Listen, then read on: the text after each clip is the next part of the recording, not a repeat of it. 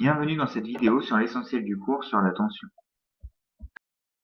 Tout d'abord, quelques petits rappels sur les mots de vocabulaire générateur et récepteur. Je vous rappelle qu'un générateur délivre une tension électrique, comme une pile ou un générateur.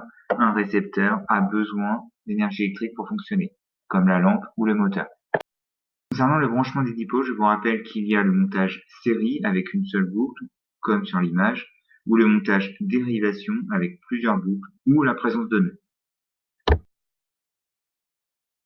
Concernant la tension d'un générateur, nous avons vu que les deux pôles n'ont pas le même potentiel électrique et on a fait une analogie avec la chute d'eau. Plus la hauteur est importante, plus la tension est importante.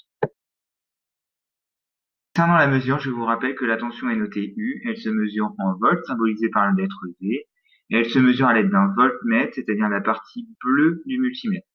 Il se branche en dérivation et on utilise les bornes V, on mettra côté plus du générateur, et la borne COM côté moins du générateur.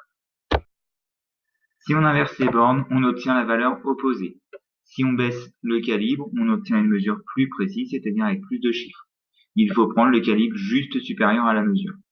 Pour les calibres 2, 20, 200 et 600, si nous avons une tension à mesurer de 6 volts environ, on prendra le calibre 20 volts, juste au-dessus. Attention aux bornes d'un dipôle, donc ici on prendra la lampe. Sur un circuit, je viens brancher directement les bornes de mon voltmètre, V et COM, directement aux bornes du dipôle qui m'intéresse. Sur un schéma électrique, je viens faire une dérivation avec le symbole du voltmètre. Le V va côté plus du générateur et le moins côté moins du générateur. À propos des tensions pour un circuit en dérivation, je vous rappelle avec l'analogie, donc cela correspond à une même hauteur de chute pour tous les dipôles. C'est-à-dire qu'on aura UGN égale UL1 égale UL2. La tension aux bornes du générateur est égale à celle aux bornes des lampes. Passons à un exemple sur les tensions en dérivation. Donc ici, sur le schéma proposé, nous avons la tension aux bornes du générateur de 6 volts, la tension aux bornes de la lampe 1 de 6 volts, et on cherche la tension aux bornes de la lampe 2.